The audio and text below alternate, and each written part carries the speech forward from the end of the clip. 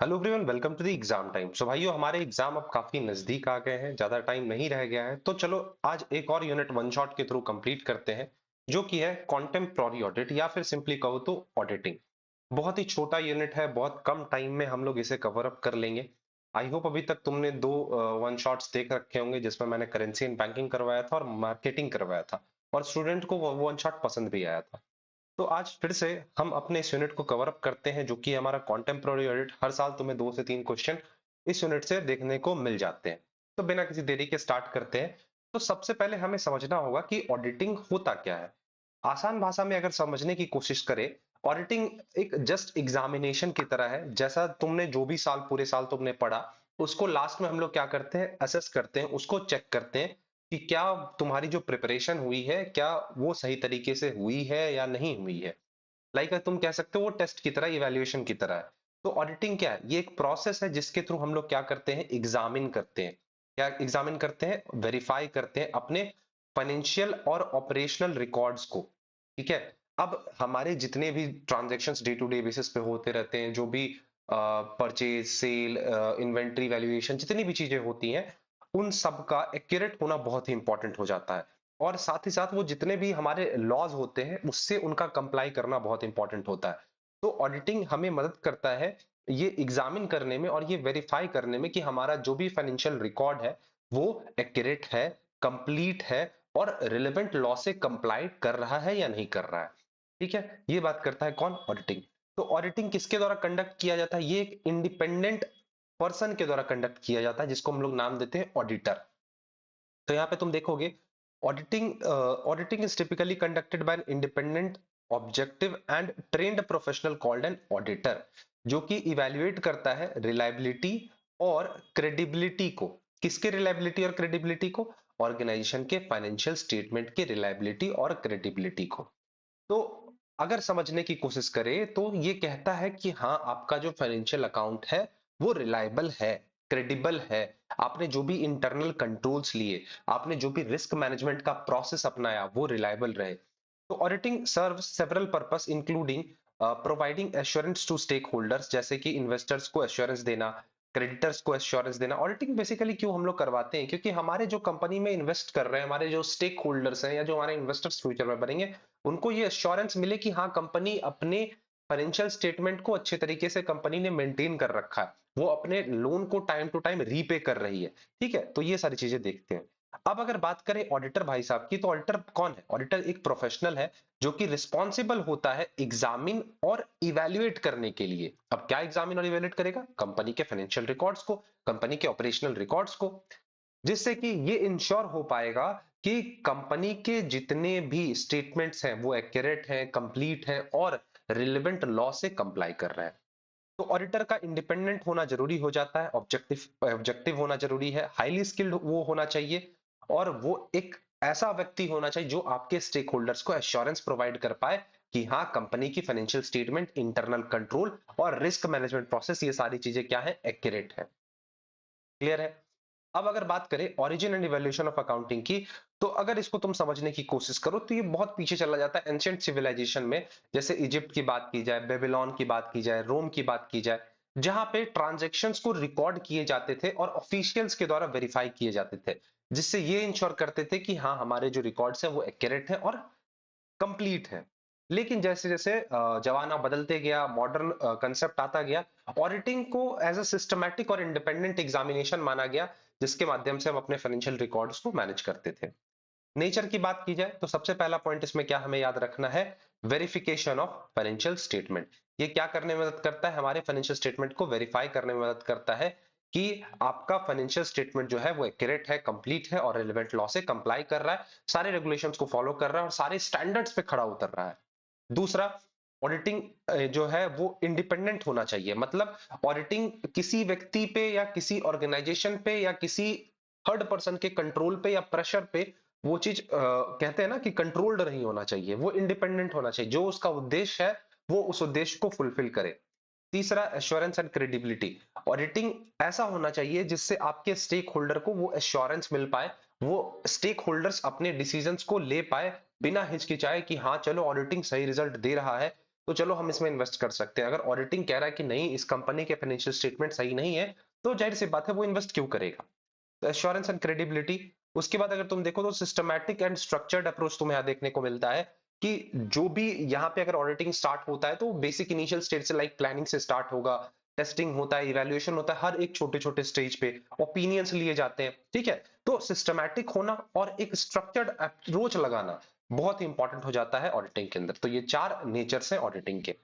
Objective में भी तुम याद रख सकते हो, लाइक स्टेक होल्डर्स को एश्योरेंस प्रोवाइड करना, फ्रॉड्स अगर हो रहे हैं, एरर्स अगर हो रहे हैं, कोई भी तुम्हें फाइनेंशियल इरेगुलरिटी अगर देखने को मिल रही है तो उस चीज को डिटेक्ट करना। उसके बाद अगर तुम देखो तो इंटरनल कंट्रोल को इवेल्युएट करना, मतलब कि आपके ऑर्गेनाइजेशन के जो इंटरनल कंट्रोल होते हैं, जो आपने अंदरूनी काम की है, होता है ना कि मेजर्स लेते रहते हो रिस्क को मैनेज करने के लिए, फ्रॉड्स को कम करने के लिए, क्या वो चीज सही है रहा या नहीं रहा, उसको इवेल्युएट करना। जो सरकार के लॉज हैं, नियम है, कानून है, स्टैंडर्ड्स है, उनसे कंप्लाई करना, और to enhance the credibility and transparency, इस चीज को ध्यान में रखते हुए चलना कि कंपनी का एक इमेज अच्छा बना रहे और ट्रांसपेरेंसी रहे। चीजें जो है ऑडिटिंग की जो रिपोर्ट्स वगैरह है वो हमारे जनता के सामने, हमारे स्टेक होल्डर्स के सामने आते रहे। ठीक है, चलो। अगर अब आगे अगर तुम देखो तो यहाँ पे तुम्हारे सामने निकल कर आता है स्कोप ऑफ ऑडिट। ऑडिट के कितने दायरे हो सकते हैं, क्या क्या उसके स्कोप के अंदर चीजें आएंगी, वो हमें यहाँ पे देखना है। Scope of an audit refers to the extent, extent बोला गया है यहाँ पे, extent and coverage of the audit process which is determined by the auditor based on the objective of the audit and the nature of the complexity। तो scope क्या है, ये वो दायरा है जहां तक आपका ऑडिट पहुंच सकता है, और ये दायरा कौन डिटरमाइन करता है, आपके ऑडिटर भाई साहब डिटरमाइन करेंगे। तो पहला इसमें आता है financial statement. The scope of auditor audit includes N examination of financial statement, जिसके अंदर आपके बैलेंस शीट को इवैल्यूएट किया जाएगा, आपके इनकम स्टेटमेंट को, आपके कैश फ्लो स्टेटमेंट को, और जितने भी अदर स्टेटमेंट्स होते हैं या कहूं तो उसके जो नोट्स बनते हैं उसको इवैल्यूएट किया जाता है। उसके आता है internal control. The scope of audit also includes an evaluation of the organisation's internal control, जिसके अंदर आपके जो भी पॉलिसीज आपने अंदरूनी तौर पे बनाए थे, प्रोसीजर्स आपके, या फिर आपने वो प्रोसेस जिससे जो कि आपका इंश्योर करेगा ट्रांसपेरेंसी और एक्यूरेसी और रिलायबिलिटी को, उन सब का इवैल्यूएशन करना इसमें आता है, किसमें, ऑडिट में आता है। कंप्लायंस, गवर्नमेंट के जितने भी स्टैंडर्ड्स हैं, लॉज हैं, रेगुलेशंस हैं, रूल्स हैं, उससे कंप्लाई करना, उसको फॉलो करते चलना। रिस्क असेसमेंट, ऑडिटिंग के स्कोप में ये भी एक इंपॉर्टेंट फैक्टर रहता है या इंपॉर्टेंट रोल प्ले करता है कि आपने जो रिस्क असेसमेंट के मेजर्स यूज किए, क्या वो खड़े उतरे सही जगह पे या नहीं। फिर मैनेजमेंट को रिप्रेजेंट करना, और भी कुछ अलग टाइप्स के एरियाज होते हैं, उसको ध्यान में रखते हुए चलना। इसके बाद आता है हमारा टाइप्स ऑफ ऑडिट। तो ऑडिटिंग ऑडिटिंग के ऑडिट कह लो या ऑडिटिंग कह लो, ऑडिट के अलग अलग टाइप्स है, like financial audit, internal audit, operational audit, compliance audit, information system audit, forensic audit. तो ये टोटल कितने हो गए, दो इधर हमारे, ठीक है, तो चार और पांच, दो एक, छह। टोटल छह टाइप्स के ऑडिट है। तो पहला आता है आपका फाइनेंशियल ऑडिट। फाइनेंशियल ऑडिट सबसे कॉमन टाइप और सबसे बेसिक टाइप का ऑडिट होता है, जहां पे आप अपने कंपनी के फाइनेंशियल स्टेटमेंट को ऑडिट कर रहे होते हो, जिससे कि आप ये डिटरमाइन करते हो कि आपका फाइनेंशियल स्टेटमेंट फ्री है और उसमें कोई भी मिस स्टेटमेंट नहीं है। ये स्टेक होल्डर्स को खासकर अश्योरेंस प्रोवाइड करता है कि कंपनी की जो फाइनेंशियल स्टेटमेंट है उसमें कहीं पे भी एरर नहीं है, या कहूं तो फ्रॉड नहीं है। ठीक है, एग्जाम्पल भी दिया हुआ है, जैसे कि an external auditor, यहां से देखना, an external auditor is hired to conduct a financial audit of a company's financial statement to ensure that कि ये हमारे एक्यूरेट है और रिलायबल है। इंटरनल ऑडिट की बात करें तो internal audit generally internal audit के द्वारा ही कंडक्ट किया जाता है, मतलब जो आपके डिपार्टमेंट में हो, या फिर एक एक्सटर्नल ऑडिटर भी उसको कंडक्ट कर सकता है, उसके इफेक्टिवनेस को नापने के लिए या मापने के लिए। ठीक है, the internal audit helps the organisation to identify the weakness and areas for improvement. अगर आपकी इंटरनल डिपार्टमेंट बार बार time to time internal audit कर रही है, तो आपको यह पता चल पाएगा कि कौन सा एरिया कमजोर है, किस एरिया में हमें इंप्रूवमेंट की जरूरत है। ठीक है, एग्जांपल जैसे कि दे रखा है कि इंटरनल ऑडिटर हायर किया गया है कंपनी के द्वारा, जो कि उसके इंटरनल कंट्रोल को देखेगा, साथ ही साथ वैसे एरियाज को आइडेंटिफाई करेगा जहां पे हमें काम करने की जरूरत है, जो हमारा वीक पॉइंट है, या कहूं तो इंप्रूवमेंट की जहां पे जरूरत है। इसका आता है ऑपरेशनल ऑडिट, नाम से समझ पा रहे हो, ऑपरेशनल, जो कि डे टू डे ऑपरेशंस में लगे हुए हो, मतलब ऑर्गेनाइजेशन का प्रोसेस उस पे लगा हुआ हो, डेली बेसिस पे उस पे काम होता हो। तो it is an examination of an organisation's operational process, जिससे कि हम इवेल्युएट करेंगे एफिशिएंसी को और इफेक्टिवनेस को। ठीक है, साथ ही साथ हमें ये मदद करने में, पता लगाने में मदद करेगा कि कौन सा ऐसा एरिया है या कौन सा ऐसा फील्ड है जिसपे अगर हम काम करते हैं तो हमारी ओवरऑल एफिशिएंसी बढ़ जाएगी। ठीक है, और कहूं तो कॉस्ट कम जाएगी और प्रोडक्टिविटी बढ़ जाएगी। एग्जाम्पल दिया गया है कि एक ऑपरेशनल ऑडिटर को हायर किया गया है मैन्युफैक्चरिंग कंपनी के द्वारा, जो कि प्रोडक्शन प्रोसेस को इवैल्यूएट करेगी और आइडेंटिफाई करेगी कि कौन सा ऐसा एरिया है जहां पे हम अपने एफिशिएंसी को बढ़ा सकते हैं और अपने कॉस्ट को कम कर सकते हैं। ठीक। नेक्स्ट आता है कंप्लायंस ऑडिट। नाम से समझ पा रहे हो कि यहाँ पे सरकार के जितने भी नियम कानून होते हैं, लॉज, रेगुलेशंस, पॉलिसीज, स्टैंडर्ड्स, उन सब से कंप्लाई करते हुए चलना। तो कह सकते हैं कि एक ऑडिटर को हायर करा हमने और ये देखने के लिए कि क्या ये कंपनी हमारी कंपनी गवर्नमेंट के सारे स्टैंडर्ड्स को, लॉज को, रूल्स एंड रेगुलेशंस को फॉलो कर भी पा रही है या नहीं कर पा रही है। इसके आता है हमारा इंफॉर्मेशन सिस्टम ऑडिट। तो यहां पे बात आ जाएगी तुम्हारे टेक्नोलॉजी सेक्टर की, कि हमारा जो टेक्नोलॉजी है क्या वो सिक्योर है या रिलायबल है, या हमारे बिजनेस रिक्वायरमेंट्स को मीट कर भी पा रहा है या नहीं कर पा रहा है। जैसे कि कहो तो एक ऑडिटर को लाया गया जो कि ये इवेल्युएट करेगा कि कंपनी की जो टेक्नोलॉजिकल इंफ्रास्ट्रक्चर है वो सही है या नहीं है, प्लस ये भी आइडेंटिफाई करेगा कि कौन सा एरिया हमारी कंपनी का ऐसा एरिया जहां पे हमें अपने साइबर सिक्योरिटी को स्ट्रॉन्ग करने की नीड है। ठीक है, तो ओवरऑल कहूं तो इंफॉर्मेशन सिस्टम ऑडिट टेक्नोलॉजी से बात करता है, टेक्नोलॉजी के फील्ड में बात करेगा। फॉरेंसिक ऑडिट की बात की जाए तो फॉरेंसिक ऑडिट हमारा एक ऐसा टाइप का ऑडिट है जो कि आपके फाइनेंशियल रिकॉर्ड को इवेल्युएट करता है और ये डिटेक्ट करता है कि क्या उसमें कोई फ्रॉड या फिर फाइनेंशियल क्राइम्स तो नहीं किए गए हैं। ठीक है, जैसे कि अगर देखो forensic audit helps the organisations to identify potential financial crimes, recover lost assets and take legal actions against the perpetrators. जैसे कि एग्जांपल दिया गया कि फॉरेंसिक ऑडिटर हायर किया गया सरकार के द्वारा, सरकारी एजेंसी के द्वारा, to investigate allegation of fraud against a company and identify potential evidence of wrongdoing। तो एक सरकार, एक गवर्नमेंट एजेंसी के द्वारा एक फोरेंसिक ऑडिटर हायर किया गया जो कि ये इन्वेस्टिगेट करेगा कि जो फ्रॉड के एलिगेशन लगाए गए हैं कंपनी पे क्या वो सही है, अगर सही है तो पता करो कि कौन इसमें गलत है। ठीक है, तो ये चीज इसमें आती है। अब इसके बाद तुम्हें एक कंसेप्ट देखने को मिलेगा जो कि है हमारा इंटरनल चेक। कौन सा कंसेप्ट है यहाँ पे? इंटरनल चेक है। चलो, इंटरनल चेक की बात करें तो ये एक सिस्टम है किसका? इंटरनल कंट्रोल का। बहुत इंपॉर्टेंट है, मैं हाईलाइट करते चलता हूं, यहाँ पे इंपॉर्टेंट चीज है।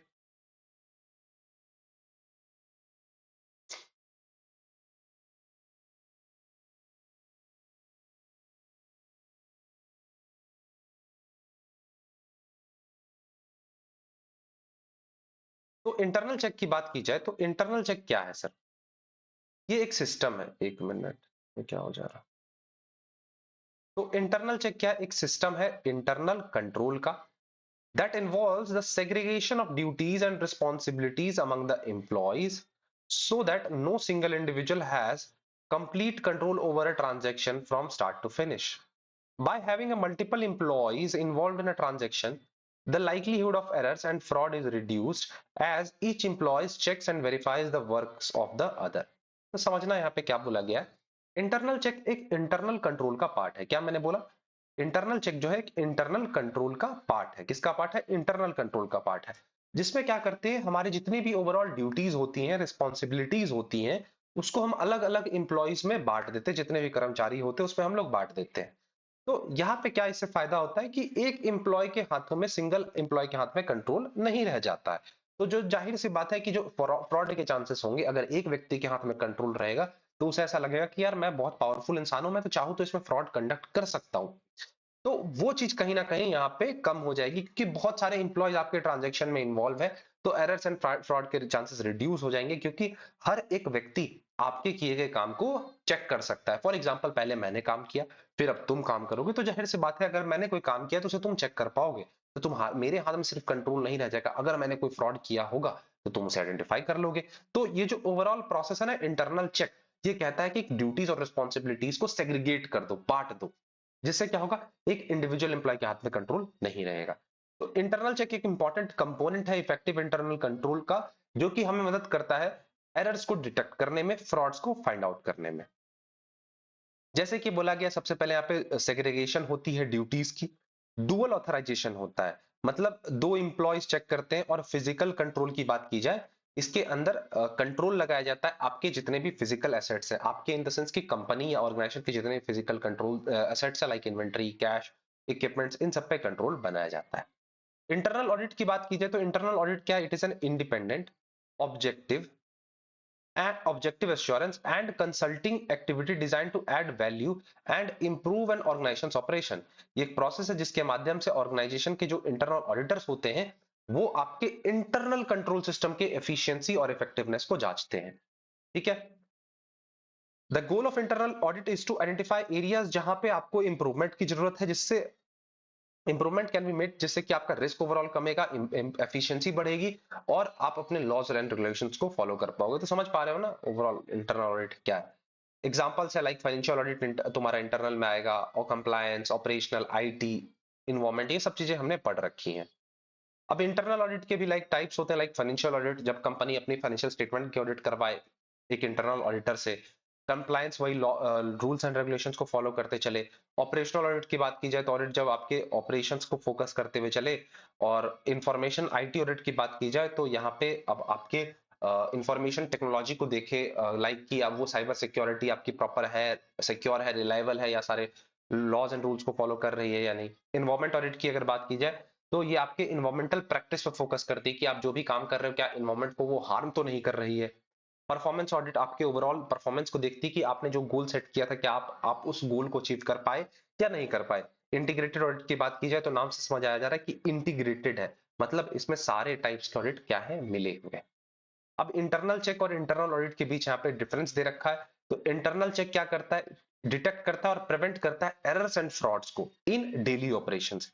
इंटरनल ऑडिट सर क्या करता है? ये इवेल्युएट करता है ऑर्गेनाइजेशंस के इंटरनल कंट्रोल के इफेक्टिवनेस को। ठीक है। इंटरनल कंट्रोल कह लो, रिस्क मैनेजमेंट कह लो, या कंप्लायंस कह लो, इन सबके इफेक्टिवनेस को इवेल्युएट करता है कौन? ऑडिट। चेक क्या करता है? डिटेक्ट करता है। इंटरनल चेक क्या करेगा? डिटेक्ट करेगा कि आप क्या कोई एरर्स तो नहीं हुए, फ्रॉड्स तो नहीं हुए। ठीक है, इसको एक बार डिफरेंट चार्ट को पढ़ लेना। इसके बाद आता है हमारा ऑडिट प्रोग्राम। तो ऑडिट प्रोग्राम क्या है? ये एक सेट है of procedures and instructions developed by the auditor to guide the conduct of an audit engagement. ये एक कंप्रहेंसिव प्लान है, याद रख लेना, that outlines the audit procedures to be performed. मतलब ये ओवरऑल एक रोड मैप की तरह है कि कैसे आपको ऑडिट करना है। ये आपको टाइमलाइंस प्रोवाइड कराएगा कि कितने टाइम में आपको ऑडिट को कंप्लीट करना है। और जनरली ऑडिट टीम ही रिस्पॉन्सिबल होती है इसको बनाने के लिए। The audit programme is developed based on the audit objective, scope, risk identified during the planning phase of the audit. अब तुम जब प्लानिंग फेज में थे, ऑडिट के प्लानिंग फेज में थे, तो उसने उस टाइम पे तुमने ऑडिट का ऑब्जेक्टिव, स्कोप और रिस्क आइडेंटिफाई कर लिया कि ये तीन चीज है कंपनी के। ऑब्जेक्टिव क्या है कंपनी का, दायरा क्या क्या है, और कहां कहां रिस्क तुम्हें देखने को मिल सकते हैं। अब तुमने ये आइडेंटिफाई कर लिया। अब इसके बेसिस पे तुम क्या करते हो? ऑडिट प्रोग्राम बनाते हो। और ये audit programme overall audit process में तुम्हें गाइड करता है कि कौन सी चीज तुम्हें कब करनी है और कैसे करनी है। कंपोनेंट्स देख लो तो इसमें सबसे पहले ऑडिट ऑब्जेक्टिव आता है। तो इसका ऑडिट ऑब्जेक्टिव बेसिकली क्या है? ये स्पेसिफिक गोल्स है जो कि एक ऑडिटर को चाहिए होता है कि ओवरऑल अल्टीमेट पर्पस क्या है ऑडिट का। फिर ऑडिट प्रोसीजर्स की कैसे चीजें आपको क्या करनी है, कब आपको डॉक्यूमेंट एग्जामिन करना है, इंटरव्यूज कब लेने हैं, कंट्रोल सिस्टम कब स्टैब्लिश करना है। फिर टाइमलाइन बताता है, ऑडिट टीम को मदद करता है, और फाइनली रिपोर्ट करने में मदद करता है। ठीक है। अब ऑडिट प्रोग्राम का ऑब्जेक्टिव क्या क्या हो सकता है? तो प्राइमरी ऑब्जेक्टिव अगर एक ऑडिट प्रोग्राम की देखें तो क्या करता है सर? ये ऑडिट को गाइड करता है। ओवरऑल कहूं तो ऑडिटर को गाइड करता है या ऑडिट प्रोसेस को कंप्लीट होने में मदद करता है। लेकिन और भी अगर देखिए तो कुछ इसके स्पेसिफिक ऑब्जेक्टिव्स भी हैं, लाइक आपको ऑडिट के स्कोप को आइडेंटिफाई करने में मदद करेगा, स्टैंडर्ड से कंप्लाई करने में मदद करता है, ऑडिट के रिसोर्स को इफेक्टिवली एलोकेट करने में मदद करेगा, पोटेंशियल रिस्क को आइडेंटिफाई करने में मदद करता है, और इंटरनल कंट्रोल के इफेक्टिवनेस को भी आइडेंटिफाई करने में मदद करता है। और लास्ट में अगर तुम देखो तो आपके फाइनेंशियल इंफॉर्मेशन की एक्यूरेसी को भी आइडेंटिफाई करने में मदद करता है। ठीक है। अब दो चीजें यहां पे है, routine checking versus test checking. तो रूटीन चेकिंग क्या है सर? ये एक ऑडिट प्रोसेस है, क्या बोला मैंने? ऑडिट प्रोसीजर है जिसके अंदर आपको रेगुलर एग्जामिन करना होता है कुछ फाइनेंशियल ट्रांजैक्शन को, या कहो तो कुछ एक्टिविटीज को, to ensure that they comply with the established policy and procedures. क्या मैंने बोला? Involves the regular examination of certain financial transactions. कुछ गिने चुने फाइनेंशियल ट्रांजैक्शन होते हैं। This type of checking is typically performed by the internal auditor. और ये रूटीन चेकिंग कौन करता है? आपका इंटरनल ऑडिटर करता है या फिर कंप्लायंस स्टाफ करता है। अब ये रेगुलर बेसिस पे होगी, ये चीज याद रख लेना। डेली भी हो सकता है, वीकली भी हो सकता है, मंथली भी हो सकता है। पर्पस क्या होता है सर रूटीन चेकिंग का? टू डिटेक्ट एरर्स और irregularities early on so that corrective actions can be taken. Test checking की बात करें तो सर टेस्ट चेकिंग क्या है? एक टाइप का सैंपलिंग टेक्निक है जो कि ऑडिटर्स के द्वारा इस्तेमाल किया जाता है to test the accuracy and completeness of financial transactions and record. Instead of examining every transactions और रिकॉर्ड, ऑडिटर क्या करता है? कुछ यहाँ पे सैंपल्स उठा लेता है और उसको टेस्ट कर लेता है। Test checking is commonly used by the auditor to reduce the time and cost of audit. मतलब कहो तो ओवरऑल एक्यूरेट तो नहीं होगा क्योंकि आपने यहाँ पे कुछ ही सैंपल्स का चेक किया है, सैंपल को चेक करके आपने एक ओवरऑल जनरलाइजेशन दे दिया। ऑब्जेक्टिव की अगर बात की जाए तो पहला, to provide reasonable assurance that financial transactions and records जो है वो एक्यूरेट है। टू वेरीफाई कंप्लायंस, ये देखना कि हमारे जो भी लॉज हैं, रेगुलेशंस हैं, कंपनी की जो पॉलिसीज है उनसे कंप्लाई कर रही है या नहीं। एरर्स को डिटेक्ट करना, ओमिशंस को डिटेक्ट करना और जितने भी इरेगुलरिटीज है हमारे फाइनेंशियल ट्रांजैक्शंस में उसको डिटेक्ट करना। वैसे एरियाज को आइडेंटिफाई करना जहां पे रिस्क के चांसेस हो या कहो तो ऑर्गेनाइजेशन का वीक पॉइंट हो। उसके बाद अगर तुम देखो, to reduce the time and cost of audit while still providing reasonable assurance that financial transactions and records are accurate. ये भी देखना कि ऑडिट का टाइम कैसे हम बचा सके। अब ओवरऑल तुम बचा ही रहे हो क्योंकि तुम सैंपल पे जनरलाइजेशन दे रहे हो। और लास्ट में तुम देखो अगर तो एक बेसिस प्रोवाइड करना जिसके बेसिस पे, जिसके माध्यम से हम रिकमेंडेशन दे सके कि कंपनी को अपने फाइनेंशियल स्टेटमेंट को इंप्रूव करने की जरूरत है या नहीं। तो देख लो दोनों को, डिफरेंस चार्ट है दोनों का। ठीक है। अब इसके बाद हम दूसरा कंसेप्ट देखेंगे जो कि हमारा क्या है? वाउचिंग। ठीक है। तो चलो समझते हैं कि वाउचिंग होता क्या है। अब अगर मैं आसान भाषा में समझाने की कोशिश करूं उससे पहले तो मैं एक डेफिनेशन का पढ़ा देता हूं कि वाउचिंग क्या है। एक फंडामेंटल ऑडिटिंग टेक्निक है। यहां से पढ़ते हैं। वाउचिंग क्या एक फंडामेंटल ऑडिटिंग टेक्निक है use to test the accuracy and completeness of an organisation financial transaction. क्या बोला गया है यहाँ पे? वाउचिंग क्या है? एक फंडामेंटल ऑडिटिंग टेक्निक है जिसका कि इस्तेमाल किया जाता है आपके फाइनेंशियल ट्रांजैक्शन के एक्यूरेसी को और कंप्लीटनेस को चेक करने में। इसके अंदर हम लोग क्या करते हैं? सैंपल्स को सिलेक्ट करते हैं। मतलब जो हमारे ट्रांजैक्शंस के कुछ सैंपल्स होते हैं उसको हम लोग सेलेक्ट करेंगे। मतलब हमारा जो बुक ऑफ रिकॉर्ड है, अकाउंटिंग बुक्स है, उससे हम लोग कुछ ट्रांजैक्शंस एज अ सैंपल उठाएंगे। ठीक है। और उसके ओरिजिनल सोर्स डॉक्यूमेंट जितने होते हैं उससे चेक करेंगे।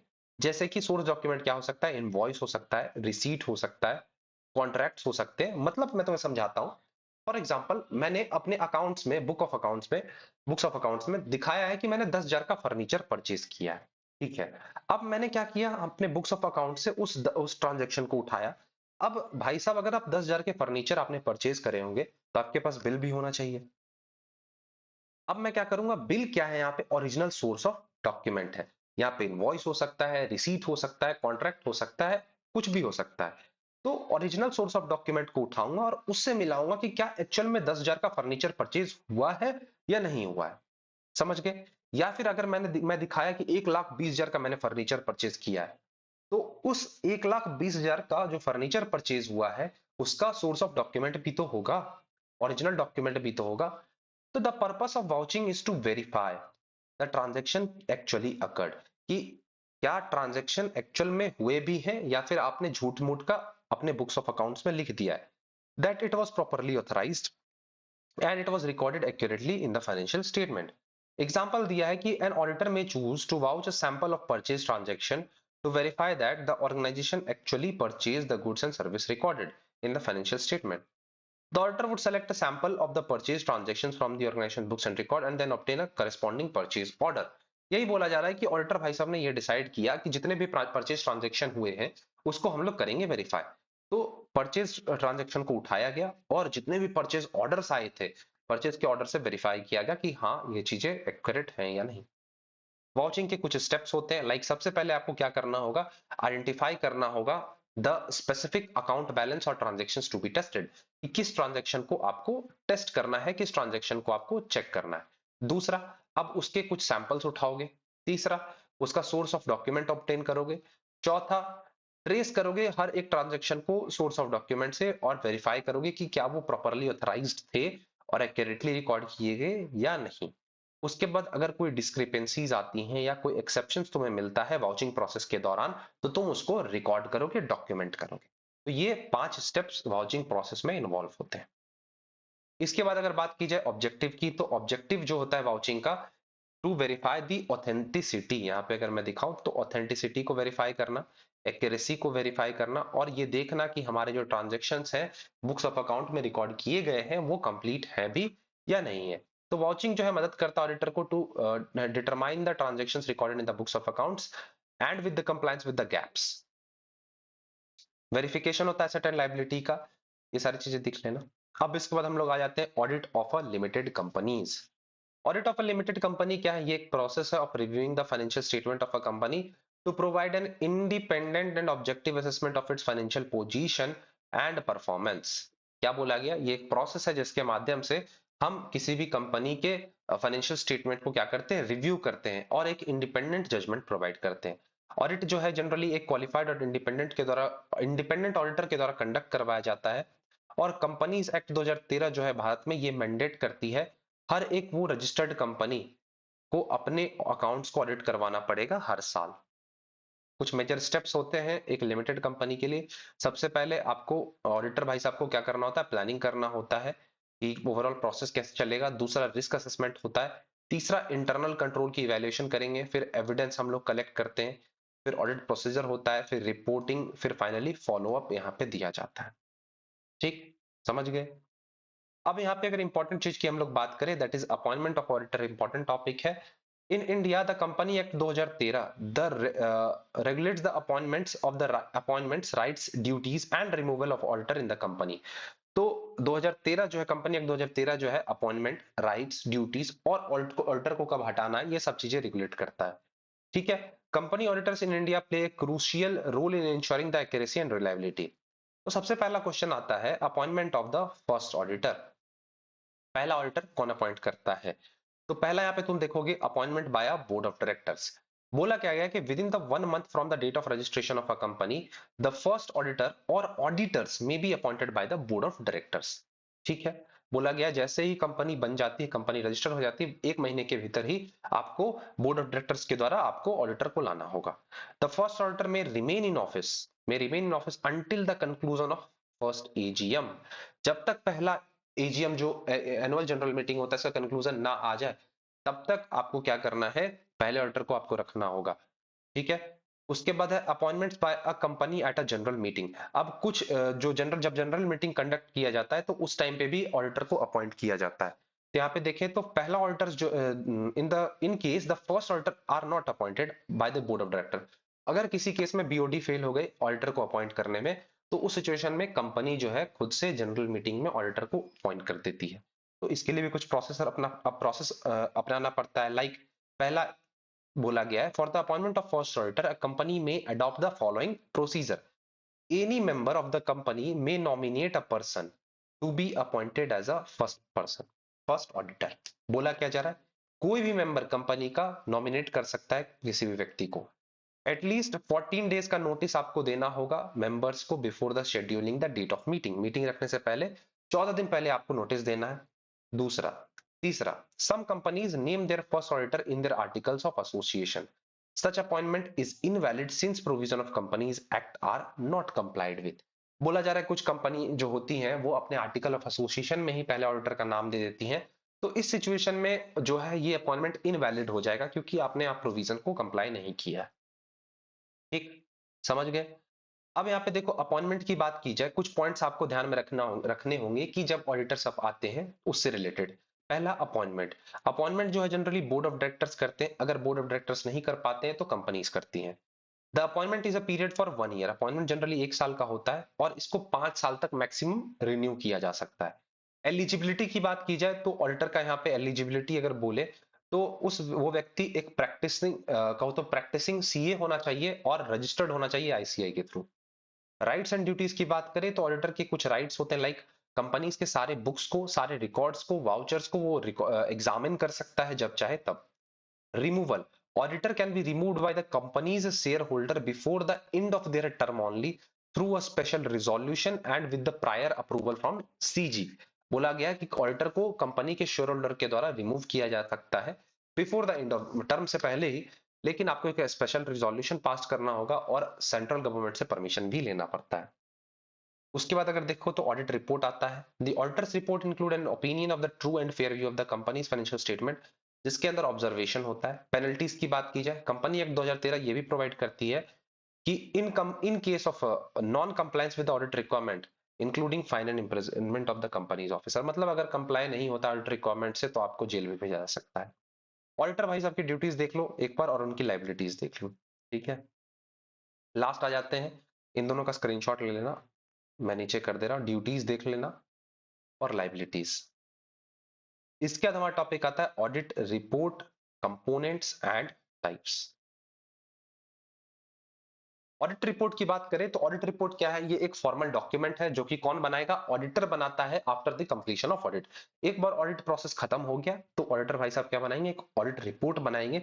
अब उस रिपोर्ट में वो सारी फाइंडिंग्स लिखी गई होगी जो एक ऑडिटर ने उस प्रोसेस के दौरान फाइंड आउट किया होगा, उसके सारे ऑब्जर्वेशंस होंगे, उसके सारे कंक्लूजन होंगे, वो सारे पॉइंट्स जहां उसे हाईलाइट करने की जरूरत थी वो सब कुछ उस रिपोर्ट में किया गया होता है।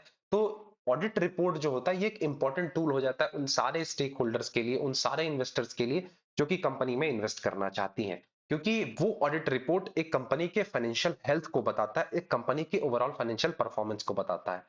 तो उस ऑडिट रिपोर्ट का एक फॉर्मेट होता है, लाइक सबसे पहले उसमें टाइटल दिया रहता है कि किस कंपनी को ऑडिट किया गया है।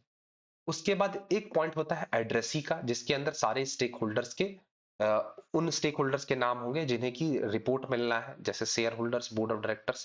फिर एक इंट्रोडक्टरी पैराग्राफ होता है, ठीक है, जो कि बताता है कि इस ऑडिट के स्कोप क्या है, इस ऑडिट के ऑब्जेक्टिव क्या है, किस पीरियड तक को कवर कर रहा है। नेक्स्ट अगर तुम देखो तो मैनेजमेंट की रिस्पॉन्सिबिलिटी क्या रही, ऑडिटर की रिस्पॉन्सिबिलिटी क्या रही, एक ऑडिटर का ओपिनियन उसमें दिया रहेगा, उस ओपिनियन किस बेसिस पे दिया गया है वो ओपिनियन वो मेंशन रहेगा। ऑडिट के की मैटर्स होंगे, इंपॉर्टेंट मैटर्स जो होते हैं जिसपे एक शेयर होल्डर को ध्यान देना चाहिए, एक स्टेक होल्डर को ध्यान देना चाहिए, एक इन्वेस्टर को ध्यान देना चाहिए, वो सारी चीजें मेंशन की गई होंगी। और कुछ अन्य प्रकार के भी इंफॉर्मेशन होते हैं, ठीक है, और सिग्निफिकेंस एंड डेट दिया रहता है। तो ये एक ऑडिट रिपोर्ट की कहानी होती है। अब ऑडिट रिपोर्ट के कुछ टाइप्स होते हैं, लाइक सबसे पहला अनक्वालिफाइड ओपिनियन। ये मोस्ट कॉमन टाइप का ऑडिट रिपोर्ट है जहां पे ऑडिटर कंक्लूड करता है कि जो फाइनेंशियल स्टेटमेंट है वो फेयरली और मटीरियरली हर चीज को प्रेजेंट किया है और वो आपके जितने भी अकाउंटिंग स्टैंडर्ड्स हैं उससे वो कंप्लाई कर रहा है। मतलब अनक्वालिफाइड ओपिनियन ये बताता है कि आपका ऑडिट रिपोर्ट सही है। क्वालिफाइड ओपिनियन क्या बताता है, इसमें ऑडिटर ये कंक्लूड करता है कि फाइनेंशियल स्टेटमेंट जो है ये फेयरली प्रेजेंट हुए हैं in all material respects except for a specific issue और limitation that is disclosed in the report. सारी चीजें सही हैं लेकिन एक स्पेसिफिक चीज गलत है या कहूं तो लिमिटेशन है और उस लिमिटेशन को रिपोर्ट में मेंशन कर दिया गया। एडवर्स ओपिनियन की बात करें तो यहाँ पे ऑडिटर ये कंक्लूड करता है कि आपका जो फाइनेंशियल स्टेटमेंट है वो फेयरली नहीं है।